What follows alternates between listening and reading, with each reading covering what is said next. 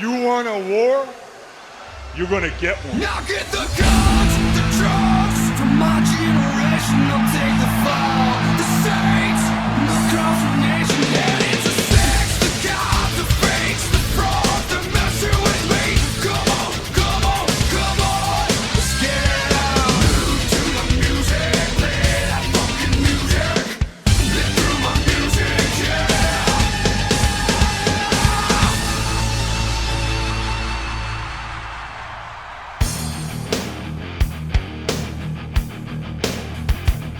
Welcome back to Reliving the War. It's the 19th of October 1998 and we have another two jam-packed episodes of Raw and Nitro. Raw's live from Milwaukee, Wisconsin, while Nitro comes from Minneapolis, Minnesota.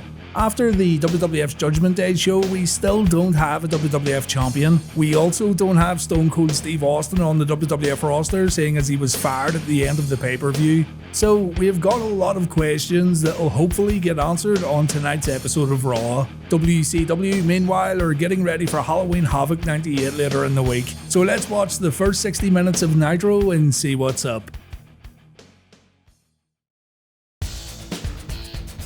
The first few minutes of Nitro are spent recapping last week's event surrounding Eric Bischoff. Eric got kicked out of the arena, and on Thunder, Ric Flair announced that he wanted Eric's job. The Nature Boy wants to take over WCW. Kenny Kaos tried his luck against Perry Saturn in the opening match. Young Kenny tried his best, but he couldn't overcome a Falcon Arrow and Death Valley Driver from Saturn. A decent opener, by the way, there was nothing wrong with this. Mike Tenay went out for another mid-card barbecue, and sorry guys, there's nothing to report. Everyone was talking about Bischoff getting put in his place last week, and everyone was well behaved. No ferrets or critters, no one shouting bang. A weak barbecue on Monday Nitro. 5 minutes are then spent with more recaps and hype videos. This is becoming a bit alarming actually, because last week was the exact same. I really hope this doesn't become a trend in WCW. We've got an 8-man cruiserweight match next. La Parka, Chavo Guerrero, Lizmark Jr. and Ciclope versus the Latino World Order, Damien, Psychosis, Hector Garza and Jam Master El Dandy. The action was so fast paced that the production staff couldn't keep up.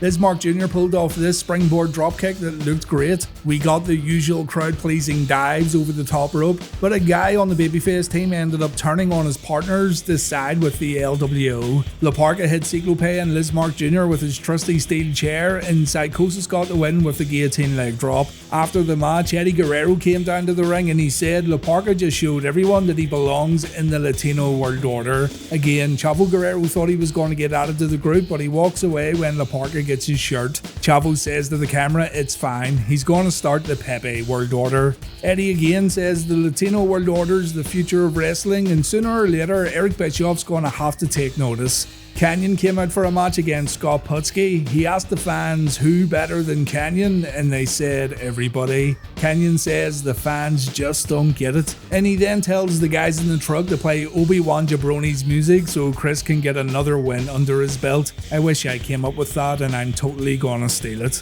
Kanyon may be an innovator of offense, but he still understood the importance of a deadly chin lock. Good man. The flatliner puts Scott Putski away, and Kanyon gets a predictable victory on Nitro.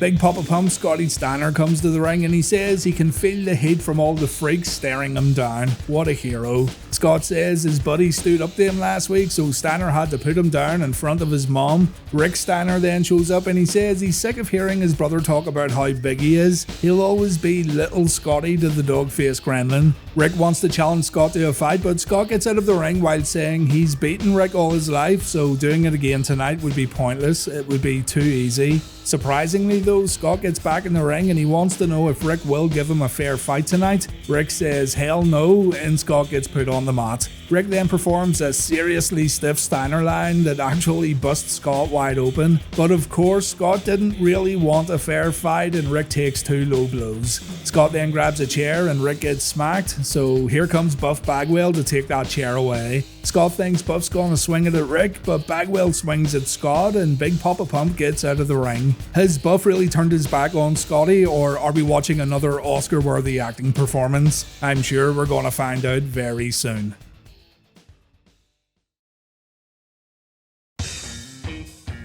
Vince McMahon gathers his roster in the ring for an announcement on Raw. On Nitro, it's Finlay versus Davey Boy Smith. Black confetti and balloons fall into the ring as the WWF superstars await the arrival of Vince and Kennedy McMahon, dammit. Vince wheels his ass out and he confirms that the WWF hasn't got a world champion, but at Survivor Series, McMahon guarantees fans that there will be an undisputed WWF champion crowned because there's gonna be a tournament held at that pay-per-view. 16 WWF superstars are going to compete in this one-night tournament and the winner takes the belt. McMahon confirms that Steve Austin has indeed been fired, and McMahon wants to show fans Austin's reaction to hearing the news on the Titantron. A freeze frame of Austin's face gets shown on the big screen, and Vince says if Austin wants to come back into a WWF arena, then he'll have to buy a ticket like all the fans here tonight. Vince said it felt good to fire Austin, it felt great a few hours later, then this morning it felt better than sex. What an animal. He's an animal!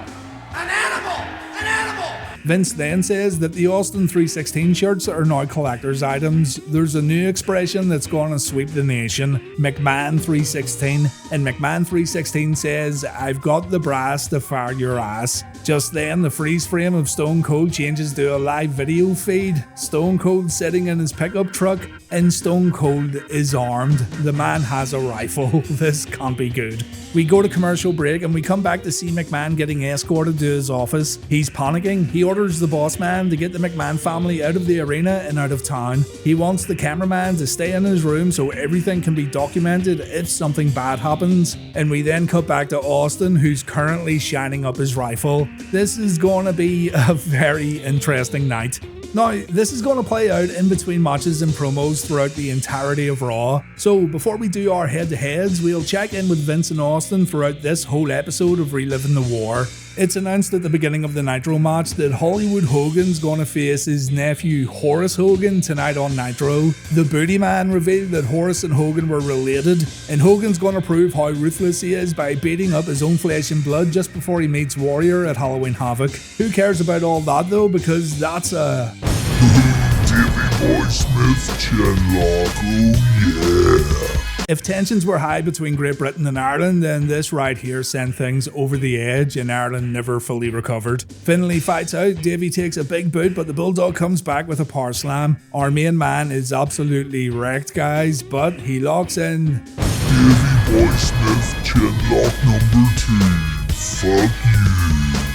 2 European uppercuts from Finlay put the Bulldog on the mat as Davey starts turning purple. Fit then smashes Davey's chin on the apron as a form of payback, but a missed corner charge allows Bulldog to deliver a backdrop. Nick Patrick then takes one of his magnificent bumps when Davey shoves him away, and this leads to Das Wunderkind Alex Wright hitting the ring and Davey takes a missile dropkick. Alex then wakes the referee up as Finlay delivers a tombstone and Finlay wins the match. Alex celebrates with some Saturday Night Fever, but Fit attacks Alex after the final bell. So this battle between WCW's European superstars continues on. Oh, by the way, Alex Wright appears on Raw tonight. I'm deadly serious. You all talk about Rick Rude showing up on Raw and Nitro on the same week, but Alex also pulled it off. More on that a bit later.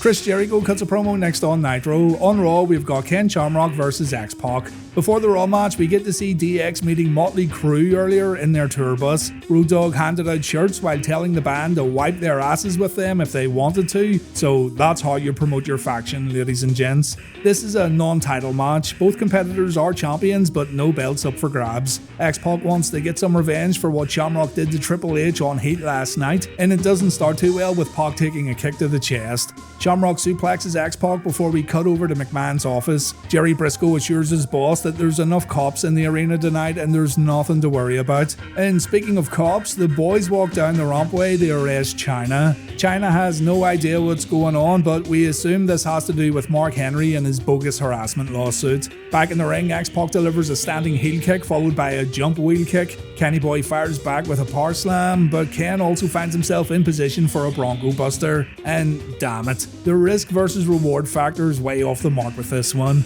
Shamrock pulls off a belly-to-belly next, followed by a Frankensteiner. He signals for the ankle lock, but Mick Foley walks down to the ring and he gets on the apron. Kenny Boy brings Mankind into the ring, but Shamrock ends up taking the mandible claw. Shamrock counters with a belly-to-belly, but he walks right into an X-Factor, and X-Pac picks up a victory over the IC champion. Waltman dashes to the back to find Chyna, but she's already getting put in a police car by two dirty coppers. DX protests, but Chyna's spending the night behind bars apparently. The cops then approach Steve Austin's pickup truck and they ask Stone Cold to step out of the vehicle. Turns out these guys are big Steve Austin fans and they even compliment his sidearm, a 38 special that Austin's brought to WWF Raw. The cops get an autograph, they tell Steve to have a wonderful day, and they head to the donut shop to buy some cocaine. McMahon watches this all happen and he freaks out. He wonders what kind of cops run this town, so he tells his Chungaloid security guard and Scooby-Doo to go out and arrest Stone Cold. Our main man says he didn't sign up for this job to risk his own life. I think you might... Never mind. McMahon tells the guard to come back, but he too's away to the donut shop for some coke and some Scooby snacks. Jericho's wearing a shirt over on Nitro that says Jericho 3, Greenberg 0. Chris says he's broken the streak 3 times now and he's received no acknowledgement from the WCW Championship Committee. Chris knows that Goldberg's in the arena and he wants him to come out for another fight. Ralphus saw Goldberg in the back earlier apparently. Chris knows he's here, so Goldberg better come out so Chris can knock the hair off his head. Mean Gene says Goldberg's at some sort of function, but Chris won't listen. The Ayatollah wonders why DDP's wrestling Bill at the pay-per-view, saying as Chris is the real champion. And Chris says no one cares about Paige anyway, and that includes everyone who works for WCW. Paige then shows up, he calls Chris Jericho, and he kicks Ralphus away while calling him a fat old man. Easy there, Dallas. DDP says that Chris has never beaten him, and Dallas thinks that match should happen tonight on Nitro. Looks like we've got another showdown booked for tonight, folks, and it sounds like a good one. The interview ends with Mean Gene telling Ralphus to get some teeth.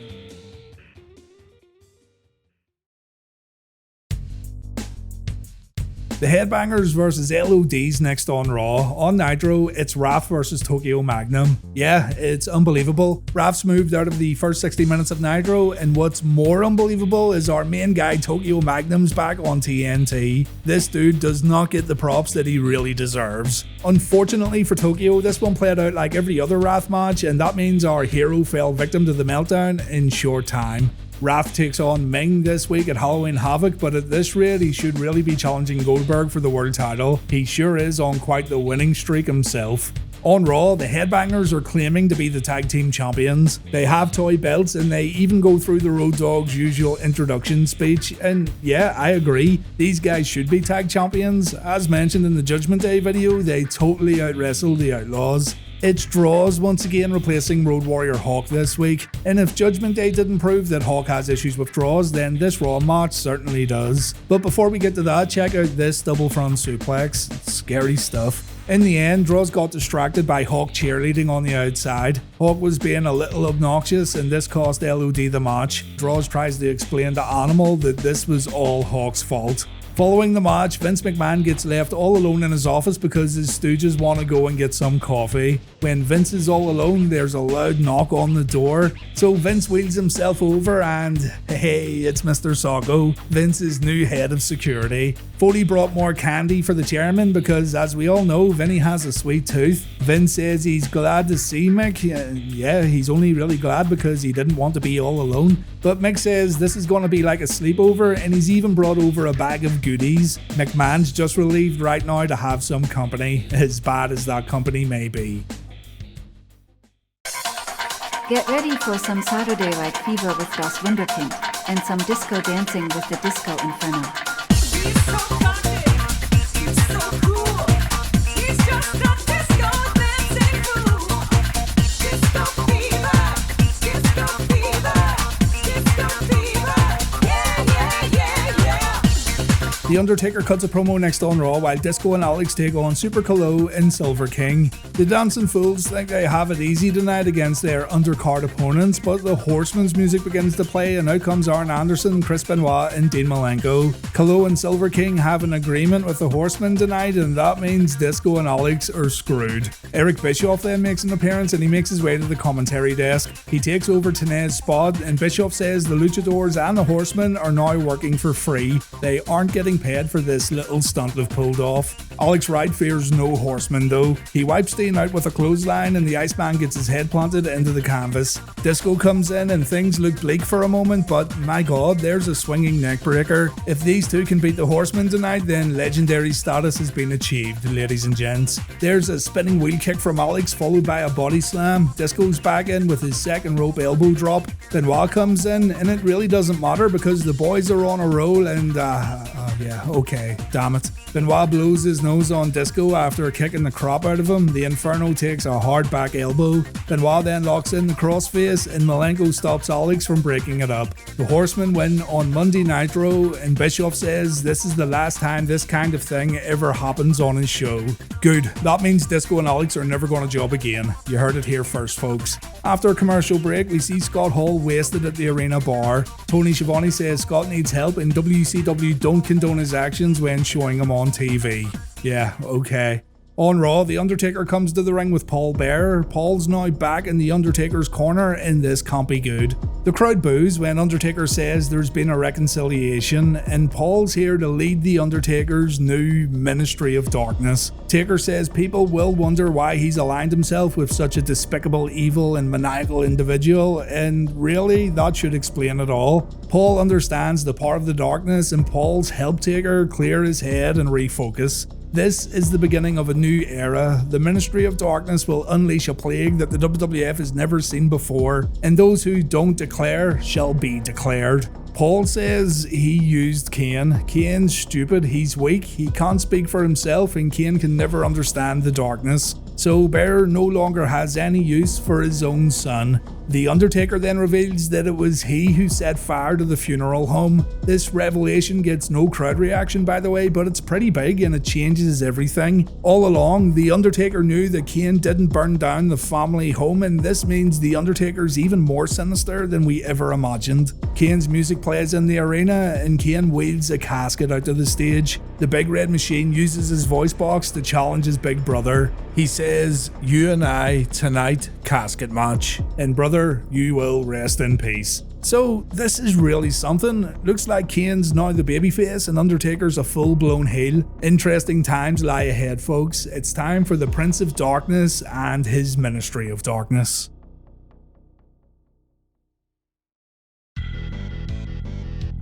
Mankind and Vince McMahon are enjoying some snacks, and Mankind suggests that Vince rehire Steve Austin. After all, Vince fired Mankind not too long ago, and now look at them, the two are best friends. Mick wants a new clique to run WWF, Mankind, Austin, Vince, and Mr. Socko. And Vince, of course, says no. This is a matter of principle, and Austin will not be rehired. Mankind says, alright, let's play some games. So we come back from a commercial break to see Mankind playing Twister with Vince McMahon, who, if you haven't noticed yet, is in a wheelchair. Vince wonders what the hell Foley's doing, and Mankind says he's trying to make Vince feel better. Being a major party pooper.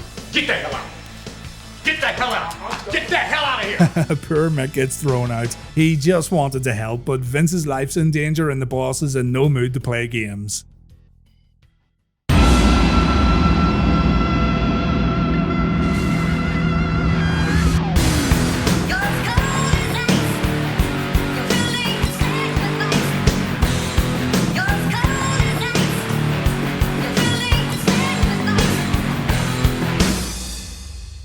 Steve Blackman versus Jeff Jarrett on Raw. On Nitro, it's Jericho versus DDP. Double J has a surprise for everyone. He's only gone and stole a horseman's wife. Deborah McMichael's now part of the WWF, and this kind of ties into Jeff's time in WCW quite well, so good call putting Deborah with Double J. The thing is, Deborah likes country music too, and that means Steve Blackman's prepared to kill. The lethal weapon lets Jarrett hit him with a clothesline because he's such a nice guy. He fires back with a dropkick, but he then hears Deborah singing Jolene on the outside, and Jarrett's able to snap Blackman's neck over the top rope.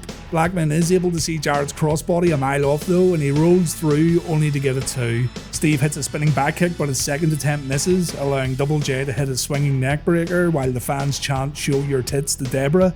Not making that up, by the way, loads of thirsty dudes in the audience tonight, folks. Blackman takes a dropkick and a DDT, as he too was probably thinking about Deborah's assets, but he then remembers how Jackie treated him and he's able to refocus on the task at hand. Double J takes the heart-stopping palm thrust followed by the Blackman torpedo. Steve then performs the motherfucker kick to end Jarrett's life, but then the Blue Blazer makes another appearance and Steve gets attacked by both the Blazer and Double J. The Blazer gets out of the ring, Jarrett grabs his guitar, but here comes Al Snow about to give Jarrett head.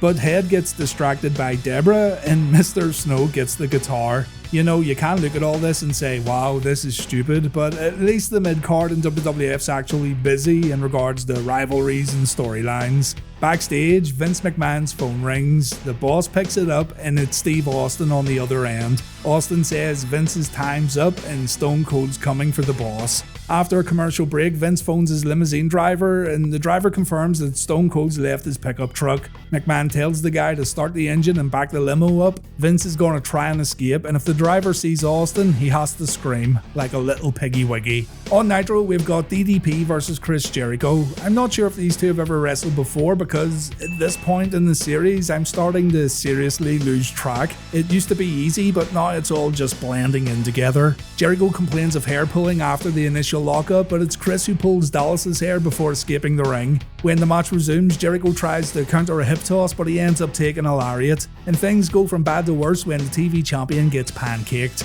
Chris is able to turn it around momentarily with his springboard dropkick. He maintains his advantage on the outside, but his cocky pin inside the ropes isn't going to cut it against Dallas. Chris then, he does this right here. Bit of thrust action there for DDP. It seems to piss Dallas off because DDP fires back with a discus clothesline and a back suplex. But Chris puts Page down with a clothesline of his own, and we then see the Lion Salt. Chris also dodges a diamond cutter and he hits DDP with a low blow, and now Jericho's all pleased with himself as he goes to lock in the Lion Tamer. Unfortunately for Jericho, DDP's able to counter. Page pulls off a tilt-a-whirl sidewalk slam and Page signals for the cutter. It's at this moment when Goldberg shows up and Jericho gets speared. Goldberg then tries to jackhammer Chris, but Page pulls Jericho down for a diamond cutter, and things then get a bit tense between Page and Goldberg.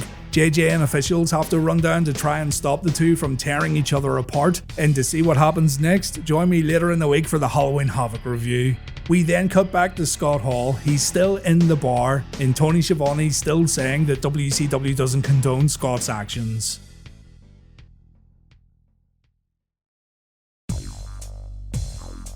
McMahon's left his office and he's hoping to get straight into his limousine and drive off into the night. The limo driver opens the door and Vince gets inside, but Stone Cold appears at the other side of the vehicle and there's nowhere for Vince to run. McMahon does try to get away, but he's going nowhere in that turbocharged wheelchair of his. So now old Vinnie Mac's going to pay dearly for what he did last night. Remember, Stone Cold said that hunting season was going to start early after last night's main event. McMahon begs Austin not to hurt him, but Austin grabs his hunting bow and he tells Vince he makes him sick. Stone Cold then starts ramming Vince into walls as the two head back to McMahon's office, and it's absolutely brilliant. Austin's having fun with McMahon tonight and he's going to play around with Vince right up until the end of Raw. After a commercial break, Austin asks Vince if he's ever went hunting. Vince says he went out on a safari once and he took some pictures, but he didn't kill anything. Austin pulls out a knife. He wants to know if this could handle an elephant, and Vince is in such a state of panic that he can't speak. It's unbelievable. Kidman takes on Rey Mysterio Jr. next on Nitro, while The Rock takes on D'Lo Brown on Raw. The Rock's got some terrible new theme music that thankfully only gets used for one night. Well, it's not terrible, but it's nowhere near as good as his last theme. D'Lo gets his head taken off with a clothesline moments into the match. The People's Champ then fires out of the corner with a swinging neckbreaker, and Rock takes advantage of Mark Henry's poorly timed referee distraction with a punch to D'Lo's nutsack. D'Lo comes back with a body slam and a leg drop, but he can't keep momentum. The Great One delivers another clothesline, so D'Lo throws Rock out of the ring where where Big Mark Henry can hopefully do some damage. Henry attacks Rock before throwing him back inside the ropes, but The Rock kicks out of D'Lo's cover. The Rock then delivers a Samoan drop as the crowd chant D'Lo, and after taking a few punches in the corner, D'Lo takes a DDT. It's time for the People's Elbow. The people go crazy as Rock delivers the most electrifying move in sports entertainment. But remember, D'Lo's wearing that chest protector. D'Lo's able to get up in good time and Rock gets punched in the face. The former European champion then goes up for a high risk move, but Rock catches him and we see a Rock bottom.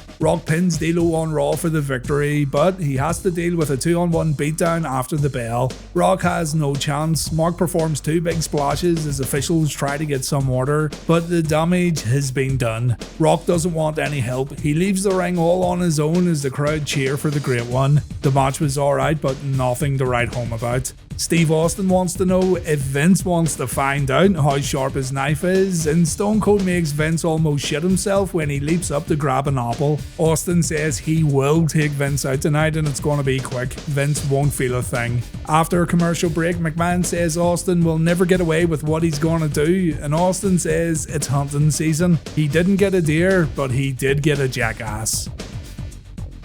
Alright, Kidman vs Rey Mysterio. I already know this is going to be match of the night on Nitro and quite possibly the match of the week. The Cruiserweight belt is on the line, the two give clean breaks at the opening bell. We get quite a bit of mat wrestling too before things pick up with a Rey Mysterio Hurricane Rana. Not to be outdone, Kidman finds himself on the apron and he performs his sweet vaulting head scissor takedown. Tony Schiavone then says that Bret Hart has a challenge for Sting a little later on tonight as Rey gets wiped out with a dropkick. And Kidman brings it down to the mat again. It looks like these two are pacing themselves. Mysterio gets sent from corner to corner, but a wheel kick slows Kidman down. Rey then pulls off a diving crossbody and Kidman replies with a snap wheelbarrow suplex, and the match goes to the outside when Kidman gets suplexed. It looks like he injured his knee on the landing. Back inside the ring, it's a leg drop from Mysterio, a sit-down powerbomb from Kidman, a devastating, earth-shattering chinlock from the Cruiserweight champ follows, and Rey then takes a clothesline. But a head scissor sends Kidman out of the ring again, and Mysterio pulls off a somersault senton. Both men end up on the top rope, but it's Kidman who falls down, and Mysterio pulls off a leg drop while Billy's draped over the top rope. Kidman comes right back with a scoop slam, but he misses a splash from the top rope. The epitome of a back and forth match, absolutely no advantage for either man since the opening bell. Rey pulls off a unique arm breaker, but it's not enough to win the match. A spine buster from Kidman also doesn't end things. Mysterio finds himself in position for the shooting star press, but he gets up quickly and he pulls off a top rope Frankensteiner. He then goes back upstairs, but Kidman nails Rey with a dropkick before the bell rings. The crowd boo when they realise it's a time limit draw. Kidman retains the Cruiserweight Championship, but as mentioned, Billy did not get the better of Rey here. In saying that, Rey didn't really outperform Kidman either, so this one definitely deserves a rematch. Hopefully it happens soon. I enjoyed this one, by the way. Kidman's becoming another one of those guys I have a newfound appreciation for, but I think you knew that already.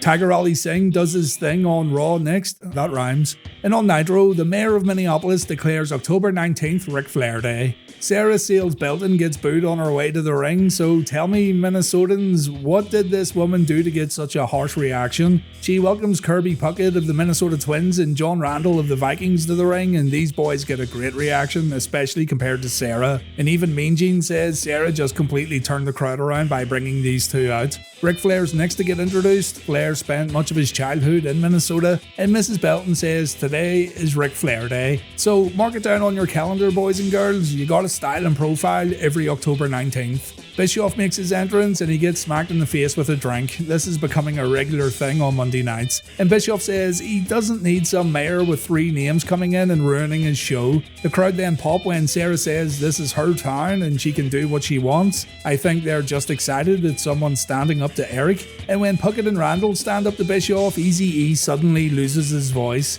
Super Cop here tells Eric that apparently he has some unpaid warrants and he's got 20 minutes to get out of the arena. So once again, Eric's getting thrown out of Monday Nitro. Eric says he's gonna go and get his attorney and he will be back later on. We follow Bischoff backstage. He goes to get in his car, but it's being towed. Eric mustn't know how to park or something, but look, it's Doug Dillinger. Anytime there's a screw up, old reliable Doug's always there. Bischoff chases the tow truck down the road before Nitro takes a commercial break, and there you have it, riveting stuff. Alright, so remember I said Das Wunderkind was on Raw tonight? Well, there he is. Massive juicy bratwurst invade the war zone because everyone loves the big German sausage. So basically it's another Tiger Ali Sing challenge to show how low Americans will go for cash. Dollar store Ted DiBiase here wants someone to stick a bratwurst down her or his throat in one go. So yeah, it's a deep throat challenge on Raw's War. That's exactly what it is. $500 for this woman who couldn't act more like a plant even if she tried. Clearly she's done that a few times or a few hundred times. She looks at the cameraman and says, should I do it again? And yeah, she does it again. I mean, fair play there. If that's your thing, fucking knock yourself out. Godfather comes out and here's a man who can see talent a mile away. As a matter of fact, Godfather says that this lady right here used to be one of his hoes. So, seeing as Godfather's the pimp daddy, our man has to get paid. Tiger just paid this girl $500 and Godfather says he could have got the whole night for a whole lot cheaper. So Tiger sends Babu into Godfather and we get a crappy little scuffle. Babu gets body slammed, referees come down to stop the Godfather. There's no reaction at all and the fans chant for the hoe. A great case of the people finding humour in the promo work, but they couldn't care less about the actual physicality. Steve Austin's been partaking in some target practice and he wants to give Vince a closer look. Stone Cold then wonders if Vince McMahon's ever watched Deliverance. He even gives Vince a little rendition of dueling banjos, and if you've never seen Deliverance, do check it out. It's a beautiful and wonderful story about some friends who go into the woods and they have some fun with some of the locals. Fun for all the family. Anyway, there's this part where they're having fun pretending to be farm animals. You just need to see it. And one of the guys pretends to be a pig. Austin wants to know if McMahon can squeal like a pig, and his first little oink is quite pathetic. So Stone Cold gets angry and McMahon turns it up a bit. After a commercial break, Stone Cold wants to know if Vince has ever watched the movie Misery. Again, it's a fun little comedy from esteemed comedy writer Stephen King. There's a part in it where a dude gets his legs broke with a sledgehammer. A 2x4 was placed between his legs and Austin thought it was a bit far-fetched. But look, McMahon has a 2x4 between his legs too, or his feet. So Stone Cold needs a sledgehammer and he needs to test this out for himself. McMahon screams for help, so Austin tapes his mouth shut. Vince needs to be silent while Stone Cold finds a sledgehammer, and Vince also gets taped to his chair just in case.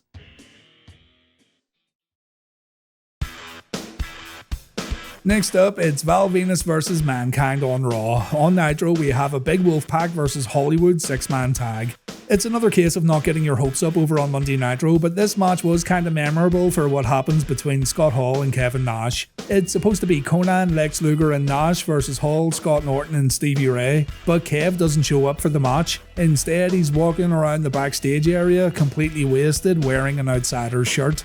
The commentators are shocked at the state of Big Sexy. He makes his way out to the arena and Kev's Wolfpac teammates don't look too amused either. Scott Hall, meanwhile, is absolutely delighted to have his old drinking buddy back. Lex and Conan try to stop Kev from having a good time, but Big Sexy's too far gone. So the match begins with both the Wolfpac guys and the Hollywood guys trying their best to keep Scott and Kevin out of the contest. Makes sense. Unfortunately, this doesn't work out too well and the outsiders end up getting tagged in. They laugh, they show unity, they have a drink together and the crowd actually pops because the outsiders are back, even if it is in the worst way possible. We then find out though that Kev's sober as a judge. He hasn't touched a drop, and this was just an act so he could get his hands on Scott in the middle of the ring. The payoff was absolutely worth it. This big boot looked brilliant and the crowd again popped because the whole thing was pulled off so well. Scott takes a beating from all three Wolfpac members and he ends up getting hung up on the top rope. The ref decides to throw the match out in the end and I think it's ruled as a no contest. So Kevin Nash is going to have to wait until Halloween Havoc to get his hands on Scott again.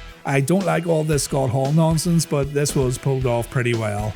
On Raw, Val has a sore big Valboski after what happened at Judgment Day, while Mick has a bad knee after too much twister with Vince McMahon, as evidenced by the crisscross action at the beginning of the match. Val puts Mankind down with a Russian leg sweep, and we then see these absolute madmen in the audience, the big Valboski fan club. Well done, lads. Mankind gets choked on the middle rope and Terry Runnels likes what she sees. So Mankind retaliates by dropping a leg on Venus's wee bratwurst. This is all Mick needed to do really. He's then able to deliver that double arm DDT and he pulls out Mr. Socko. Val Venus gets to feel what it's like to get something shoved down his throat for a change, but Terry's on the apron and the referee doesn't call for the match finish. Remember though, Mankind broke the rule. He attacked someone earlier in the show before his own match. So here comes Ken Shamrock with a steel chair. Foley gets hit on the injured knee, Val covers Mick, and Val Venus gets a win against Mankind on Raw. Foley and Shamrock end up brawling on the outside and they end up going through the audience, so this rivalry isn't over it seems. And speaking of rivalries that aren't over, Goldust shows up on the Titantron to torment Val Venus.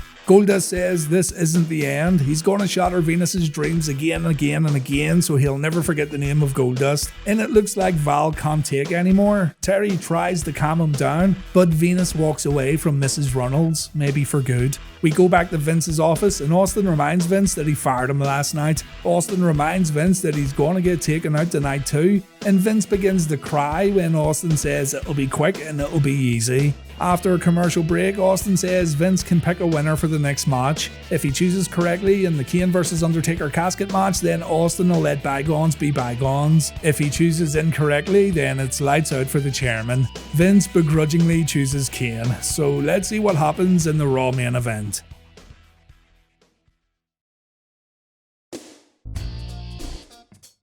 We've got The Undertaker vs Kane next in a casket match, while over on Nitro it's Hollywood Hogan vs Horace Hogan. Only it's not, the match doesn't take place. There's another painfully obvious communication problem with this whole Nitro segment because Hulk acts like the commentators and Ed Leslie didn't reveal that Horace was his nephew. I know folks in the audience can't hear what the commentators said earlier in the show, but that's no excuse either. Instead, Hogan comes to the ring, he calls out Horace, and Hogan wants Horace to tell everyone who he really is. He wants Horace to tell everyone his full name like this is some sort of big new revelation. You sit through this constantly saying to yourself, I know, yes I know, but Wood from the Hood didn't get the memo, so we get this long drawn out promo where Horace says he's Hogan's nephew, and Hogan saying the same blood that runs through his veins also runs through Horace's veins. Horace is family, and so Horace should be brought into the New World Order. Hogan's just about to hand over his shirt, but he decides to attack his own flesh and blood instead. He says if this is what he'll do to his own family, then imagine what he'll do to the Warrior this week at the pay-per-view.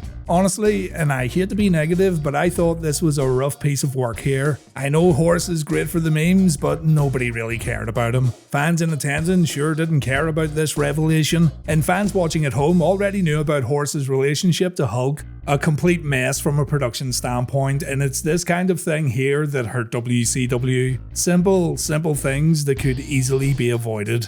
Horace takes a chair shot from Hogan, and Hogan has improved his chair shot game to be fair. He also pushes Horace off a stretcher when medics come out to help, and Hogan says at Halloween Havoc the Warrior's going to admit that it was Hogan who ran him out of wrestling all those years ago. Hogan says Warrior better start saying his prayers and eating his vitamins, so our guy has lost it. Warrior then comes out with a baseball bat. It's a bit weird seeing Warrior with a weapon, but here we are. The NWO get taken out while Hogan gets out of harm's way. In the end though, Hogan's able to distract Warrior and the Giant hits him with a chokeslam in the middle of the ring. And we then see a classic NWO spray paint job followed by 2 Hogan leg drops. Now, to give credit here, Hogan was good when he was getting all mad at the Warrior, and it's been a while since we've seen Hogan all fired up. This is the Hollywood Hogan I like, the ruthless Hollywood Hogan that comes across as a bit unhinged and a bit dangerous. We see Hogan do the same promos week after week, so a slight deviation here and there is very welcome. But man, even if I didn't know what happens at Halloween Havoc, I can't say I'd be too excited for this Hogan vs Warrior match coming up at the pay-per-view.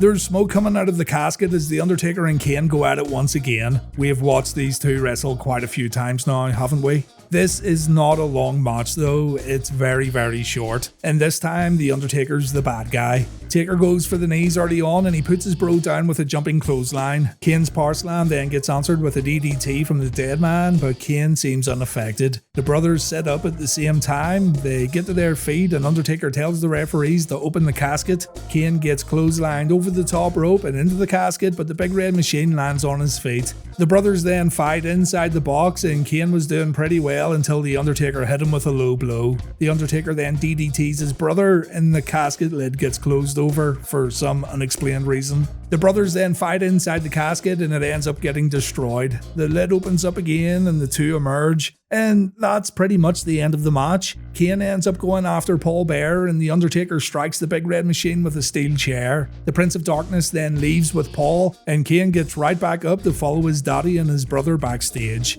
The crowd booed at the end and you really can't blame him either. It certainly wasn't the casket match that everyone expected.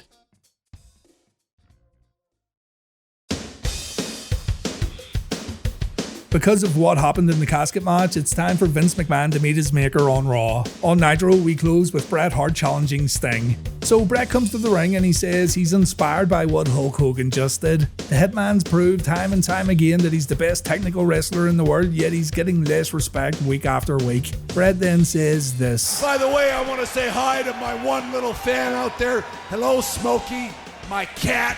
Smokey the cat, the jammiest cat in the world. I imagine Smokey watching Nitro on this night, drinking a beer and nodding in approval. He's like, "Thank you, Master Bret. Now come home and change my pink and black litter tray." Smokey the cat's just became a legend of Reliving the War, and I hope Bret drags him out for Nitro next week. Bret says the perfect way to get back at the fans is to beat the crap out of Sting, and there's no point waiting until Sunday. Apparently, Sting's been trying to kiss up to Bret backstage, he's been trying to carry his bags, he copied the sharpshooter, he thinks he's as good as the Hitman, but he's not the best there is, the best there was, and the best there ever will be. He's the stupidest. Sting's heard enough. He walks down to the ring and Bret says he hopes Sting doesn't mess up his mascara. The two start fighting, the bell rings, and we've got a referee. Yes, ladies and gents, a featured match at this week's pay-per-view is randomly happening on Nitro in the final moments of the show. Sting completely annihilates Bret for the first portion of the match. The Hitman takes a few shots in the corner and Sting gives himself a little run-up before punching Bret in the face. It goes to the outside where the Stinger stays in control by throwing Bret into the ring steps and the guardrail, and back in the ring, Bret gets floored again before Sting stomps on the Hitman's fingers. After a body slam, Sting goes for a Vader bomb, but Bret gets his knees up. Bret's able to go on offense briefly and he decides to rake Sting's face across the top rope before hitting a backbreaker. Our match, if you can even call it a match, ends with Sting getting a boot up when Bret comes off the middle rope and Sting then applies the deathlock. Bret has a hand on the bottom rope, Sting doesn't let go, and Smokey the Cat has a panic attack watching at home. Sting says he will not let go and the referee might as well go and get some help. So Sting gets disqualified as officials hit the ring, but still the deathlock stays applied. Vincent and Stevie Ray end up breaking up the hold, but they both end up paying for their crimes against Sting. Nitro ends with Bret, Stevie and Vincent heading back up the ramp, and it's hard to see the point in all this really. As always, the fans love seeing Sting though, so I guess it's not all bad. So Stone Cold wheels McMahon down to the ring and he tells his boss to crawl inside the ropes. McMahon's sobbing, he's in an absolute state. But Austin reminds McMahon that he had a little party at the beginning of Raw that Stone Cold wasn't invited to. A video from earlier on plays on the big screen. It's Vince talking about McMahon 316, and Austin makes Vince look at himself on the Titantron. He was so cocky earlier and now he's a pathetic mess. Austin says he has something he wants McMahon to read. He puts a letter in McMahon's coat pocket and Austin says the devil can read it too once Vince leaves this earth in just a few moments. Stone Cold makes Vince look at himself again on the screen and he asks fans if they want to see McMahon's eyes pop out of the front of his head. The crowd gives Stone Cold a hell yeah, so Stone Cold pulls out a pistol. Vince makes some of the most incredible facial expressions you'll ever see right here as Stone Cold points the shooter at the boss's head. It's so good. Austin says Vince has to remember that tonight it wasn't Stone Cold who screwed Vince McMahon, it was Vince McMahon who screwed Vince McMahon. Austin says Vince has a little problem too and we need a new shirt. McMahon 316 says I just pissed my pants. And look, let's wrap it all up with a Stone Cold stunner. Absolutely brilliant, 10 out of 10. The crowd goes insane as Austin celebrates. Jim Ross says Austin's still the toughest SOB in the world while wondering what's written in that letter that Austin gave Vince earlier. And Raw goes off the air with another Stone Cold Stunner to Vince McMahon.